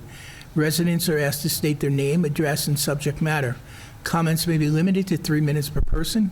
Members of the public are discouraged from speaking negatively about an employee or a student. The board bears no responsibility for comments made by the public. Comments regarding employees or students cannot be legally responded to by the board. Other comments may be responded to tonight or at a subsequent meeting under old business. Do I have a mover? Move. Mr. Giordano, Mr. Battershall. Anyone from the public wishing to speak on an agenda item? Good evening. Suzanne Puttup, 23 Tuxedo Drive, Wayne. Thank you very much. The presentation was excellent. Everything on the list is worthwhile. My concern is a lack of publicity for this going out to the community at large. Those of us that are involved in the school community will know about it, but that does not encompass most of the township. I think some type of written communication, whether it's an oversized postcard, should go out to every single taxpayer in town. And I want a sign for my yard. I would have wanted a sign for my yard 6 months ago. In fact, I'll take 3 or 4 signs. Because in order for people to respond, you have to let them know. And I'm sorry, we're in the 11th hour before this referendum gets voted on, and my concern is that people will not come out and vote for it just because they really don't know about it. Thank you. Thank you. Anyone else from the public wishing to speak on an agenda item?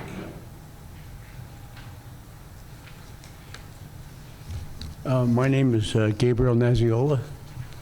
I live at 1260 Ratzer Road in Wayne. Some time ago, I have attended some courses at Purdue University in the insurance business, and there was a lady professor there who said that if you want to communicate effectively, you have to establish a familiar frame of reference. To that end, couple of things so that you understand who I am, other than just a taxpayer. I did serve for 9 years on the Board of Education in Belleville, New Jersey, and I quickly tell you it's like night and day from what I've seen here. The last 2 years I served as president. I was an insurance salesperson for 40 years. And the relevance of that is that if you want to make a presentation, you got to be a pretty good salesperson, and you have the job of selling this 169.8 million referendum. And I think if you want to sell it, you have to give a little bit more information. Although your presentation was excellent, I think that one of the overall things that people should always keep in their mind is whether you talk about town taxes or state taxes or federal government taxes, they're all from our little pocketbooks. They're our dollars.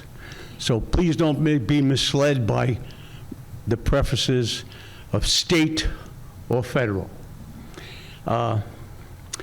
On the issue of assessed values, you've stated here the assessed values of $229,473. And I would suggest to you in a point of sales is that probably the reason you lost this thing last time is because people know that that's not a real thing. By that I mean averages lie. They don't tell the truth. if you were to perhaps modify your presentation to include the fact that we probably have, I don't know, 2,000, 3,000 condominiums in this town. And those condominiums fall in a spectrum of values that are way, way different than the average home. And I think every one of you know that. So when you talk about assessed values and you talk about 229, 473, that's misleading. By my own example, I moved into Wayne about 21 years ago, and my taxes got to a point where they were $29,700 a year. Now, you try to figure out how many $370 amounts are in that. It's just, it doesn't equate. So I had to move. I had to sell it. You know, it's like having a mortgage on a house you don't have a mortgage. So I moved to a somewhat smaller house. But I'm still paying over 14 grand. My point is that you should make your presentation, identify the number of condominiums, and show what they're paying on average, and then show the rest of the one-family homes. I think that would go a long way to make people understand what the reality is. Now, you've indicated that we did this Anthony Wayne project 20 years, and the last year's payment is going to be $2.6 million. And it was a 20-year project. I don't know... Sir, can you wrap up? Your 3 minutes are up. Oh, Maron. You can come back. You can come back up. We're going to have another open portion. All right, I'll that wait you till have 5 somebody minutes else. I'll for. come back. Thank you, sir. Anyone else from the public wishing to speak on an agenda item? Seeing no one, a motion to close? Second. Mr. Pasakos, Mr. Giordano. All right. Let's move on to the agenda. Do I have a mover on the agenda? I'd like to move the agenda in whole, please. Mr. Giordano, Mr. Battersham. Any discussion on the agenda? Seeing none, roll call. Mr. Battershill, Yes. Mr. Faber, Yes. Mr. Giordano, Yes. Mrs. Lamandry? Yes. Mrs. Rigoloso? Yes. Mrs. Wentic? Yes on all and abstain on L2. Mr. Prasakos? I recuse myself on L2, and then yes. And Mr. Pavlak? Yes. Motion carries. Now open the meeting to the public for general comments. This portion of the meeting is open to citizens for topics on any topic. Residents are asked to state their name, address, and subject matter. Comments may be limited to 5 minutes per person. Members of the public are discouraged from speaking negatively about an employee or a student. Board bears no responsibility for comments made by the public. Comments regarding employees or students cannot be legally responded to by the board. Other comments may be responded to tonight or at a subsequent meeting under old business. Do I have a mover? Move. Mr. Giordano? Mrs. Rigoloso?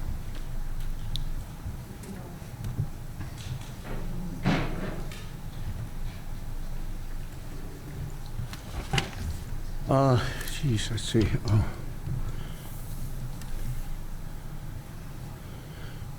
What was the 20-year cost of the Anthony Wayne project? And I think it would be fitting if you included as part of your presentation in the forum that you indicate what that cost was for the average assessed value, and to compare it to the $370 that you've projected now.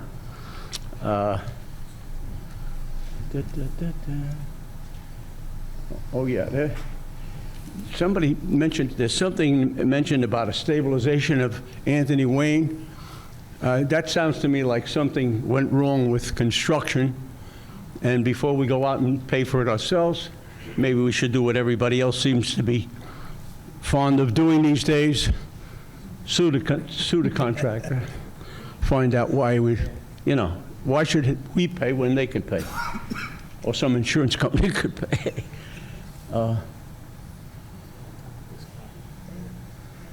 I think it's the greatest thing that you're doing here to get some of our state tax dollars back instead of just whacking us for the 62 projects and charging us directly. That would be short of an abortion, I think. Just one general comment, if I might, and please don't try to judge me as to a conservative or a liberal, but probably one of the most important things that have happened in our country these days is to assure the citizens of our country that our elections are sound and proper. Most of my life, there was only election day. You didn't have any early voting days. I guess, with the speed of life these days, that having days before for people to go to vote, not everybody just can make it, on one day. So that's a good idea, but I understand that's either prohibited or you haven't chosen to do that as a part of this referendum. But you have done something else that I think is the most destructive things that have ever happened to an election, and that is mail-in ballots. Now, I'm not talking about absentee ballots where there's a specific procedure to get one and to how it's handled when it gets back.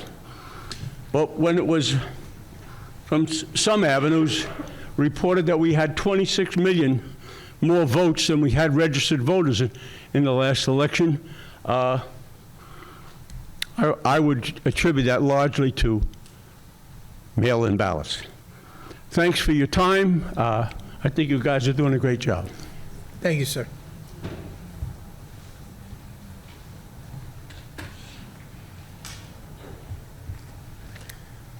How you all doing? I am Rob Sardi, Schuyler Colfax Middle School. I am here to introduce myself. I know I have emailed all of you. I've emailed the admin. I've emailed the board members. Just letting everyone know that I've been recently appointed as the president of the Wayne Education Association. I just find it fitting at the first public meeting to come and just kind of introduce myself to everybody that's over there and tell you a little bit about me and where I'm coming from. For the past 25 years, I've been a teacher at Schuyler Colfax Middle School, and yes, the kids will tell me, like, wow, you've been teaching since the 1900s, and that is true and hurtful all at the same time. The relationships that I've developed with the staff and the parents and the community, it just brings me a sense of joy and pride, and also gives me the strength to do this next position. The confidence that that community has in me, I want to bring into Wayne as well. I mean, bring to all of Wayne. I'm enthusiastic about collaborating with all the stakeholders in our community to further propel Wayne as an educational leader in New Jersey. And listen, I recognize that our roles as union leadership, as central office and board members, they might lead to disagreements from time to time. I just know that it's crucial to always remember that we're all coming from the same place. We're all looking for what's best for our kids educationally. We're here for their well-being, and I just want to reiterate that over and over again. Throughout my tenure, I've seen things change. I've seen I taught with a slate chalkboard when I first started and didn't have a computer, and now, now there's smart boards and stuff that are over there. But things that have concerned me is just the way that we engage with one another when we disagree. And I want that to change. I acknowledge that we're going to have different viewpoints. And I just want you all to know that I am committed to fostering respectful discourse. We can disagree respectfully. And I've done it. I've done it my entire teaching career. I just want you to know that I'm always going to be here to listen, to hear you, to have that conversation. And I want you to know that I'm going to be open to that. Wayne has constantly been a leader in education, and I believe it is time not only to uphold, but extend that role. When we do have those moments of disagreement, listen, I might be firm, I might be passionate, but no, utmost, it will always be rooted in the utmost respect. Because what you guys are doing up here, giving up your time for $0 all the time, for what you guys do with just, as I think of, the possible delayed opening and stuff, what you guys get through in central office. We're all here for that same reason. There might be times when we kind of falter in standards of like where we want to act. I just ask that we give each other grace for that. You know, if our passions get away from us, we just give each other grace. We're human beings. I appreciate all the work that we do collectively for our community. And that's everyone, that's admin, that's the board, that's the faculty, that's our parents that are doing this at home, because you know that learning doesn't stop when they leave, it's at home as well. I really look forward to a productive and positive year. And again, I'm always here to talk, to listen, to help move the district forward. And after that presentation, I do feel that this referendum is something that is needed here. Listen, I teach in a building where there was that flood in Schuyler. I was there when there was, you know, electrical issues. My principal has, every time it rains, it floods her office.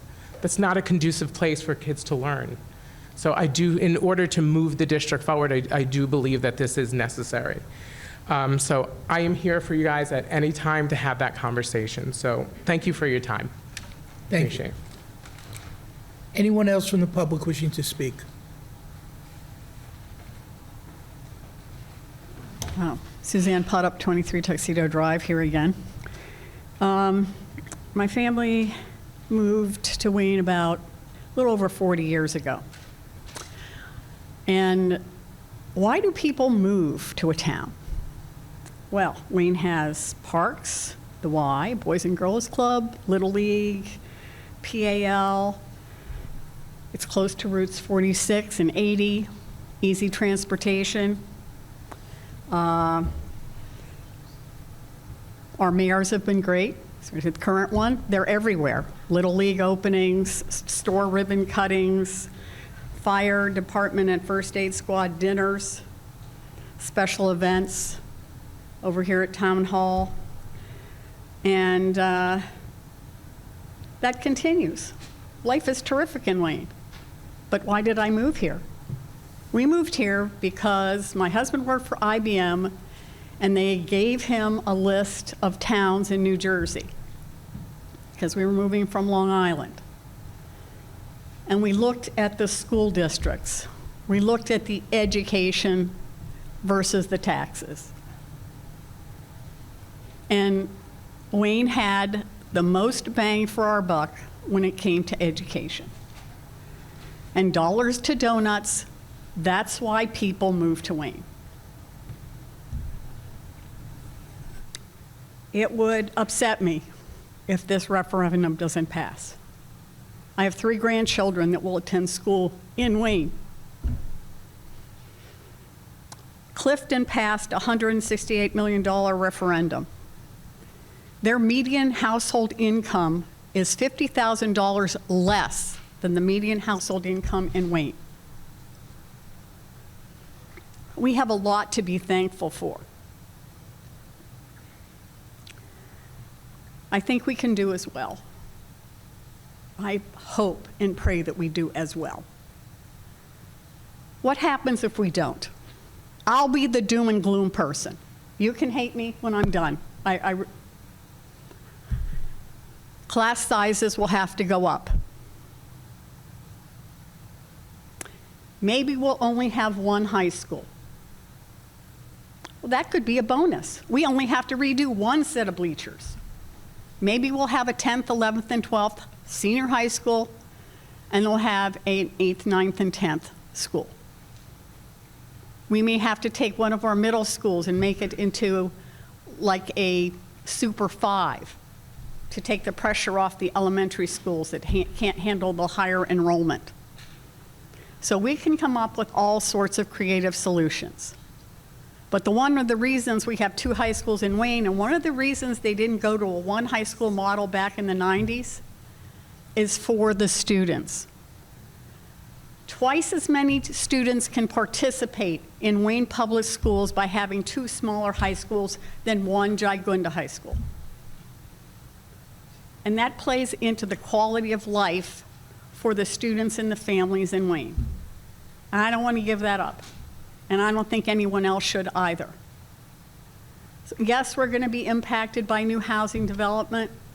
This referendum gives ourselves a great chance to deal with it and move forward and be better, not have to come up with alternative choices, as I've mentioned just now. The thought to me is just horrendous, that this does not happen in March, that people don't come out and support it. $7,400, that's $370 average taxpayer, and I'm sort of in that average category. But I know my house has over doubled in value several times in the last 40 years. And if I pay that $7,400 over the next 20 years, I know I'll get more than that back on return on my house if this referendum gets passed down the road when I finally have to pack it in, move on, go to the nursing home down the road. So please, thank you for the work and the time, and I'm asking, please, to the public to support the referendum. Good night. Thank you. Anyone else from the public wishing to speak? Mr. Battersham? Second. Mr. Giordano? Any old business? I'll get you in a second. New business? I would just, I could respond to some of the questions that were asked, if you like. So, Ms. Potter, we do have we do have basically a public relations firm that is working with us, and we do have a plan for direct mailings to homes to all residents in the community with QR codes and all sorts of ways to find out information about the referendum. So every home in the community will at least be getting a postcard, maybe two, depending on, the recommendations and what we see down the road. Okay. Gabe, so we could take some of your recommendations regarding, like how information is presented. But the other thing I'd like to mention is that as far as the elections go and how they're run, the Board of Ed doesn't make any determinations about that. Okay, so that's out of our hands. The Board of Ed notifies ultimately the county we want to run an election, and the rest is out of our hands. Board member comments. Mr. Pizakis. So I wanted to remind everyone there's early dismissal tomorrow. Grandparents, parents, guardians, teachers and staff, early dismissal tomorrow in case this is the first time you're hearing about this. I wanted to thank the previous boards that were part of this bond referendum to get us to this place where we are right now. And even the just recent board, it was a challenge, to say the least, to get to where we are now for a March 12th referendum. I mean, a few months ago, I think the board flipped out that we heard it might go into next September. So thank you to the previous boards so we can get to where we are. I hope everyone watching and everyone in the community here was listening to Mrs. Putup, what she said. I mean, she hit the nail on the head. Is Clifton a better community than us? I don't think so. They voted yes. Is Cherry Hill a better community than us? I don't think so. They voted yes. We're talking about the future of our school system here. The worst thing that could happen on March 13th, the day after the March 12th referendum, is to hear someone say, I didn't know. The second worst thing that I think could happen is if someone says, I voted no because I didn't want my property taxes to go up. That is probably one of the dumbest statements that someone could make, because your property taxes are going to go up, like it or not. I don't like paying high property taxes, trust me, I don't.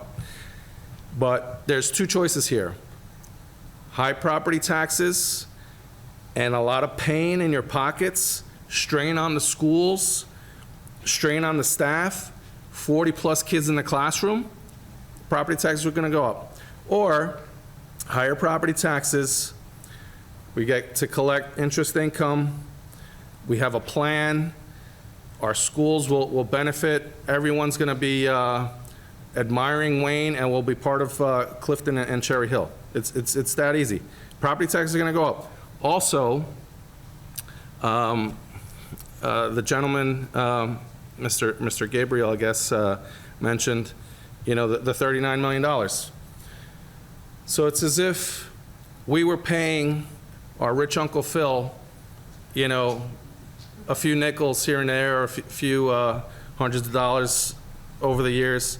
And now, your rich Uncle Phil, our rich Uncle Phil, is going to give us back $39 million. Do you want $39 million back from your rich Uncle Phil? Yes, I want $39 million back from my rich Uncle Phil. So vote yes for the referendum so you can get your $39 million from your rich Uncle Phil, right? So we, as a board, this board, last year's board, the board from 2 years ago, we took a tour. We saw the schools. We saw Anthony Wayne Middle School's cracks. We saw the old windows that are not energy efficient. We boiled this down to need to have items, not nice to have. Yeah, we did look at some nice to have items. That would have taken us to almost $500 million. There's no way I was going to vote for a referendum for $500 million. You weren't going to vote for $500 million. Maybe a few people were going to vote for $500 million because they want the really nice athletic complexes and stuff like that. We're not doing that. We're doing need to have items. So you need to vote yes. So we'll be getting the word out. The community forum is February 15th, 7 p.m. at Wayne Hills High School. It's going to be streamed.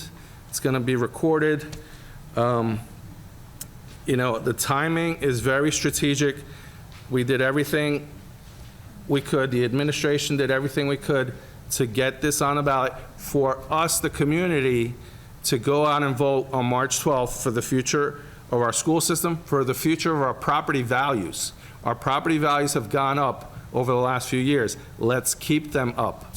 So with that, I'm going to thank you. I just wanted to make a point of reference as I heard everyone speaking today. I know we have many, in our community, we have many Starbucks lovers. And the reason I'm saying that, it's really less than your Starbucks coffee a day. That's what we're talking about, 61 or 62 projects that will improve the quality of the teachers and the students, and it's less than a cup of coffee a day. So I want to leave with that on that note. And also, I wanted to welcome our new board members again, and this is their 18 days or 14 days in since they were sworn in, and they're ready to rock and roll. So I will leave on that note, but thank you. Thank you. Anyone else? Mr. Faber.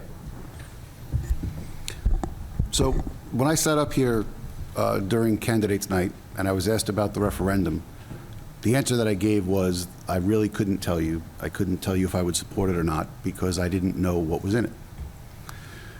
So now, after being on the board for 2 weeks and being that this has been a tremendous priority and getting to see what's in it and what's got to be done, and really taking the time to understand the ramifications if it's not done, and all of the points that everyone has made here. I mean, the school district is one of the anchor points of the value that we all benefit from in our homes. And if that level backslides even just a little bit, you're going to feel it in the value of your home. So while you may save the $370 a month, you could be losing hundreds of thousands of dollars on the other end. So the trade-off of the short-term spending versus the long-term ability to sell could be dramatic. So, I appreciate that everyone had the faith to vote for me, that put me on. And I'm trying to reach out to those people and say, well, now, after seeing everything, I could say that I do support it, and it really needs to be done. So please take your time, look at everything, understand what the whole process is, and please go out and vote for it. Thank you. Anyone else? Mr. Battershell. Thank you. So, Mr. Gabriel first, I completely agree that making sure that you can put this in the context of your own tax and the community that you're in, whether that's condominiums, single value homes, having multiple families within your home and so on is a great way of being able to get this on the basis that people can connect with. I think that's a good thing for us to be able to look at and think about how we get to those different communities and put it in terms that they are thinking about. I also agree that looking, as I asked Mr. Moffat at the time, looking at what the net impact is, if we've been paying $370 a year so far, and we're going to pay $370 a year going forward, then we're good. We're not asking for anything. In actual fact, from listening to Mr. Moffat, we're actually going to buy you some Starbucks next year if you vote for this, right? Because it will go down for the first year and then go up slightly the year afterwards, because there is a small dip in when we're not actually paying for the first installment until a little bit later on. So I think there's some good to be looked at from being able to draw that comparison of where things are going and actually get across the fact it's not even 370 that you're going to feel the impact of. 370 will go towards paying off this. I'd also like to say it's great to hear that the president of the WEA is supportive of the referendum. That was fantastic. You chose a good meeting to come out and introduce yourself and throw support straight behind the referendum. Really pleased to hear that. Make sure that makes it into the paper, Ferris. And the other thing that I want to say is, we heard a lot today about the storms on the schools, the ice, the rain, the water, the flooding, the work that means for the systems that we have, windows falling out of a building, and so on as well. Like, these are the things that if we don't now proactively fix are only going to get worse over time. Some of these windows in the schools are over 50 years old. They have problems with them. They are going to continue to cause problems. They cause problems all the time where they don't open, they get stuck, they crack, they need replacements, they need repairing. The maintenance staff we have are amazing. They run around playing whack-a-mole with this stuff all day long, where they could actually be doing things that proactively keep us ahead of these things as well. The benefit to being able to push this forward is we reduce that whack-a-mole, and it's not just that we solve that problem, we can use that manpower to get ahead on other problems too. There are so many benefits to getting the maintenance sorted out so that we are in a good place going forward and we can build on that school system. So there are many reasons. Everybody's come up with a different set of reasons. Everyone's come up with a good set of reasons. There is no reason to be able to go back and do this other than the fact that, as Harry says, we don't get to enough people. They don't realize, they don't understand, and I think we have to be able to take that to the point of pushing as hard as we can. So we're asking for everybody's help here to get that out to everybody. Come to the community forum, really understand where it is that we're going, ask questions, email, whatever it is you need to do, get the information out, get your questions answered, get comfortable with what it is that we need to be done, because it will benefit everybody. Thank you. Anyone else? Mrs. Rigoloso? Just a couple shout outs to all the athletes for winter sports. Have a great, safe, healthy season. Shout out to our facilities. I know you guys are working really, really hard. Our custodians, our bus drivers. We've had a little bit of a crazy winter this week, and I know you guys are doing everything you can to get the children to school. Shout out to the Wayne Police Department for your efforts to get our children to school. I hear you guys have been putting many long hours in, getting families, safe to where they're supposed to be. And that's about it. Everyone stay comfortable tomorrow for the snow, and you can take care of yourselves. One last thing, Catherine, could you read the donations, please? We have 3 donations tonight, all from January 11th, 2024. The first one is to James Fallon Elementary School from the James Fallon PTO in the amount of $200 to be used for transportation to James Rowe Pool for the 5th grade field trip. The next one is to John F. Kennedy Elementary School from the JFK PTO in the amount of $1,480 to be used for all grade level field trips. The last one is to Pines Lake Elementary School from Pines Lake PTO in the amount of $1,788 to be used to purchase 320 copies of The Lemonade War for the One Book, One School program. Thank you. I don't want to reiterate what my fellow board members said, but this is an important time for our school district. And it's a time, as I said, we need to all come together. And I think we can. And I think we will. And I know we will. I don't think we will. I know we will. We do have to our facilities department, who's been working pretty much around the clock for the last 3 weeks between the rains, the ice, the snow, everything. They've been a yeoman's job to all of them, and I really do thank them. And we do have an early dismissal tomorrow, again. So to everyone, I thank you for your time, and thank you for the time coming tonight. I know you all could be someplace else, but we do really appreciate when you are here, and thank you. I have a motion to adjourn. Motion. Mrs. Rigolos, Mrs. Lemanda.